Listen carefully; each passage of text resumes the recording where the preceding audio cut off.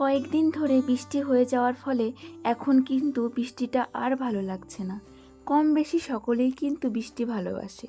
তবে এইভাবে যদি কয়েকদিন ধরে একভাবে বৃষ্টি নেমে থাকে তাহলে কিন্তু আর বৃষ্টিটা ভালো লাগে না। আর এই বৃষ্টিতে সবথেকে বেশি সমস্যায় পড়তে হয় আমাদের মতন গ্রামের বউদের। কেন কি বলো তো? আমাদের মতন গ্রামের বউদের এই যে বাইরে কাজকর্ম করতে হয়, আর বৃষ্টি হলেই তো বাইরে কাদা হয়ে যায়, জল জমে যায়। সেই ক্ষেত্রে এই যে কাজ করতেও কিন্তু ভীষণ অসুবিধা হয়ে যায়। এই দেখো, সকালবেলা ঘুম থেকে উঠেই কিন্তু কাদার মধ্যে উঠোনটা ঝাড় দিয়ে নিচ্ছি। যদিও বা আমাদের উঠোনে ততটা কাদা হয় না, কিন্তু অন্য অন্য উঠোনে কিন্তু অনেক কাদা হয়ে যায়। ঘুম থেকে উঠে পাড়ায় দেওয়া যায় না।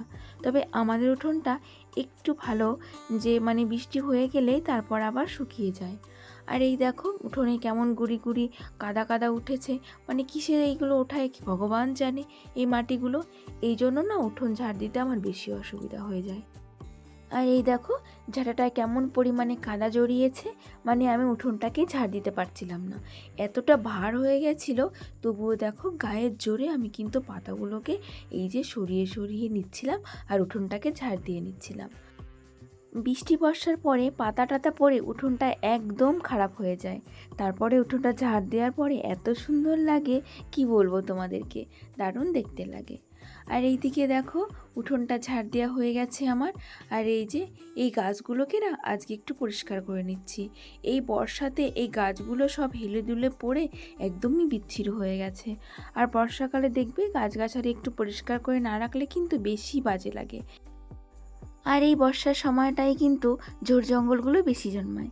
আর এই যে বাড়িঘর সমস্ত নোংরা করে ফেলে এই যে ঝোড় জঙ্গল জমে, একদমই ভালো লাগে না দেখতে। আর সেগুলো একটু সকাল সকাল পরিষ্কার করতে বসে পড়েছি। বাড়িঘর যদিও আমার ভাঙাচোরা, তবুও কিন্তু আমি এটাকে অনেকটা সুন্দর করে পরিষ্কার করে রাখারই চেষ্টা করি। ঘরের ভেতরটাকেও যেরকম আমি পরিষ্কার পরিচ্ছন্ন করে রাখার চেষ্টা করি, বাইরেটাকেও কিন্তু ঠিক সেইভাবেই পরিষ্কার করে রাখার চেষ্টা করি। রাজপ্রাসাদের মতন বড় বাড়ি কিন্তু আমার নেই, তবে সমস্ত পরিস্থিতিতে পাশে দাঁড়িয়ে থাকার মতন একটা মনের মানুষ কিন্তু আছে, যে সবটুকু দিয়ে আমাদেরকে আগলে রাখে। তাই আমার মনে হয়, ভালো থাকতে গেলে রাজপ্রাসাদের প্রয়োজন হয় না, একটা ভালো মানুষের প্রয়োজন হয়। আর আমি সেটা নিয়ে কিন্তু অনেক ভালো আছি, আর ভবিষ্যতেও এইভাবেই ভালো থাকতে চাই। অনেক সময় কি হয় বলো তো, অনেক টাকা পয়সা থাকা সত্ত্বেও কিন্তু সেই বাড়িতে সুখ শান্তি থাকে না। তবে আমার অনেক টাকা পয়সা না থাকলেও কিন্তু সুখ শান্তি অনেকটাই আছে। তো যাই হোক, সকাল সকালে অনেকটাই জ্ঞান দিয়ে ফেললাম তোমাদেরকে। তারপরে এই যে এই দিকের এই গাছটাকেও না একটু নিচের থেকে পরিষ্কার করে দিচ্ছি। আর এই যে এগুলোকে এরকম করে পরিষ্কার করে দিলে না জায়গাটা খুব সুন্দর লাগে, দেখতেও ভালো লাগে। আর বর্ষার সময় গাছগুলো তো একটু বেশি গ্রো করে, সেই জন্য না বাগান বাগানই মনে হয় আর এই সমস্ত গাছগুলো থাকলে। তবে কি বলো তো, একটু যদি পরিষ্কার করে রাখা যায় তবে কিন্তু সুন্দর বেশিই লাগে। আর আমি সেই কারণেই সকালবেলা এগুলোকে একটু ভালো করে পরিষ্কার করে দিচ্ছি। আর চারিপাশে না ছোট ছোট গাছও জন্মেছে, জানো তো। এগুলো পরিষ্কার করতে গেলে আমার এখন বেশ খানিকটা টাইম লেগে যাবে। তবে এখন আর এগুলো পরিষ্কার করব না, এখন শুধু এই বড় গাছগুলোর ডালটাও কেটে দেব। আর এই দিকে একটা গাছ রয়েছে, এই গাছটাও কিন্তু বেশ ঝাঁকড়ালো হয়েছিল, তাই এটাকে একটু সুন্দর করে কেটে দিচ্ছি। এটা না অনেক ফুল হয়েছিল কদিন আগে, তবে হঠাৎ করে কেন জানি না ফুল হওয়া বন্ধ হয়ে গেল। তবে জানি না আবার হবে কিনা। আমার এই ভাঙা ঘরবাড়িতে আমি এত সুন্দর ফুল গাছ লাগিয়েছিলাম বলে অনেকের অনেক অবজেকশন রয়েছে। সবাই মনে করে কি, বড় যাদের বাড়ি আছে, ঘর আছে, তারাই শুধু তাদের শখ পূর্ণ করতে পারে, আমাদের মতন গরিবদের কোনো শখ পূর্ণ করার অধিকার নেই। তবে আমি কেন সেসব মানব বলো তো? আমার যেটুকু যা আছে সেটুকুকেই আমি আমার শখগুলো পূর্ণ করব। তাই সেভাবেই কিন্তু আমি শখ পূর্ণ করছি। আর এই যে গাছ লাগানোর শখ কিন্তু সবার থাকে না, তবে আমার মধ্যে সেটা আছে, সেটাকে আমি কি করব বলো তো? তো আমার যেটুকু আছে সেটুকু নিয়েই আমি কিন্তু আমার শখগুলো পূর্ণ করি। যে যাই বলে বলুক, তাতে আমার কোনো এসে যায় না। সকালের গাছগুলো পরিষ্কার করে এখন চলে এলাম এই যে বাসন কটা মাজার জন্য। অনেক বাসনপত্র হয়েছে আজকে, সেগুলোই কিন্তু টুকটুক করে মেজে নিলাম। আর যতই বাসন হোক, যতই কাজ থাক, সবটা তো আমাকেই করতে হবে, তাই ওই সব নিয়ে এখন আর ভাবি না। এই যে দেখো, বাসনগুলো মেজে এখন এগুলোকে ঘরে নিয়ে রেখে দিই। জলটা ঝরে গেলে তারপরে এগুলোকে আমি ঝুড়িতে উঠে নেব। আর এই যে আজকে সোমবার সেহেতু তো যতই বৃষ্টি হোক যতই যা হোক ঘরটাকে তো আমাকে মুছতেই হবে। তবে সকালে যেরকম আবহাওয়া দেখছি মনে হচ্ছে আজকে একটু রোদ উঠতে পারে, জানি না কি হবে। তবে আজ যদি রোদ না ওঠে তবে হয়তো আমি কি করব জানি না, কেন কি অনেক জামা কাপড় রয়েছে ভেজা, সেগুলোকে শোকাতে হবে। আর সেটা যদি রোদ না ওঠে তাহলে কিন্তু কোনো মতেই সম্ভব হবে না। তো দেখি কি হয়। আকাশের অবস্থা কিন্তু এখনও বেশ একটু ভালোই আছে। সকাল থেকে আজকে কিন্তু আর বৃষ্টি টিষ্টি হয়নি, দেখা যাক কি হয়। এর মধ্যে সকালের সমস্ত কাজকর্ম কমপ্লিট করে এই যে দেখো স্নান করেও চলে এসেছি। আজ যেহেতু সোমবার, শ্রাবণ মাসের ৩য় সোমবার, সেহেতু ভেবেছিলাম একটু শাড়ি পরবো, তবে এই কাদা বৃষ্টিতে আর ইচ্ছা হলো না, তাই একটা চুড়িদারই পরে নিলাম। আর এখন এই যে মাথাটা আছড়ে একটু সিঁদুরও পরে নেব। বড় করেও পুজোটা না করতে পারলে আমি যেভাবে ঘরের পুজো করি সেভাবেই কিন্তু আজকেও ঘরের পুজোটা একটু দিয়ে নেব। আর এই যে দেখো পুজো করতে আমি বসেও পড়েছি। আর আজকে না একদমই ফুল ফোটেনি, কেন জানি না। এই বর্ষা যখন থেকে শুরু হয়েছে না, ফুল ফোটাও বন্ধ হয়ে গেছে, একদমই অল্প ফুল ফোটে। তবে কি করা যাবে, এই কটা ফুল দিয়ে আমাকে এখন পুজো দিতে হবে। আর আরেকটা গাছ আমার আছে, ওই গাছটাতে একটা ফুলও পেলাম না, হয়তো বা কেউ নিয়ে গেছে, না হয় ফুলটা ফোটেইনি। আর এই কটা ফুল দিয়ে যে সুন্দর করে আমি আসনটাকে সাজিয়ে নিলাম।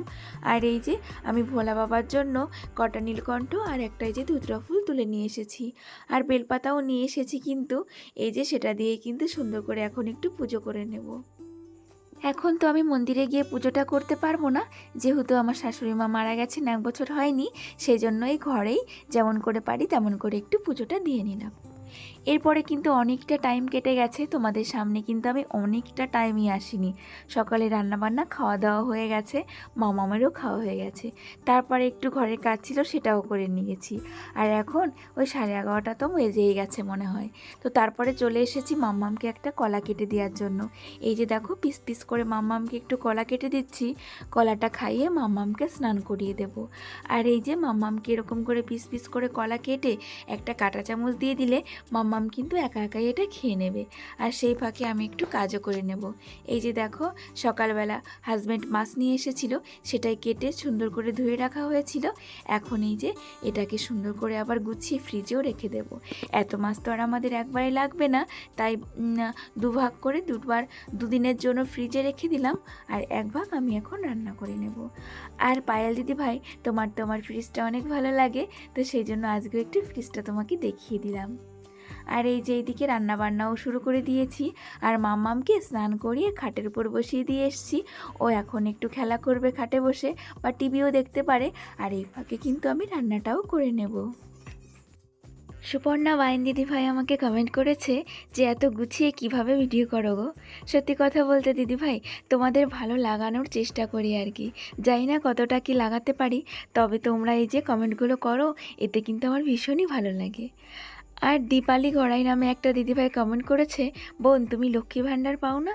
হ্যাঁ দিদিভাই, আমি কিন্তু লক্ষ্মী ভাণ্ডার পাই গো। আর একটা দিদিভাই আমাকে কমেন্ট করেছে, তোমার বাড়ির গাছগুলো খুব সুন্দর লাগে। তো থ্যাংক ইউ দিদিভাই, আমার বাড়ির গাছগুলো তোমার এত ভালো লাগে। আর একটা বোনও আমাকে কমেন্ট করেছে, দিদিভাই কেমন আছো, তোমার ভিডিও অপেক্ষায় ছিলাম, খুব ভালো লাগে তোমার ভিডিও দেখতে, আজকের ভিডিওটা খুব সুন্দর হয়েছে, নামটা নিও রিম্পা। তো এই তো বোনু, তোমার নামটা কিন্তু আমি নিয়ে নিয়েছি।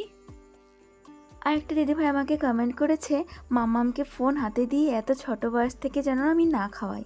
কি বলো তো দিদিভাই, আমিও জানি জানো তো ফোন দিয়ে খাওয়ানো একদমই বাচ্চাদের উচিত নয়, তবে কি করব বলো তো, আমার বাড়িতে তো আমি একাই থাকি, এবার আমাকে সমস্ত কাজ কমপ্লিট করে তারপরে মাম্মামকে খাওয়াতে হয়।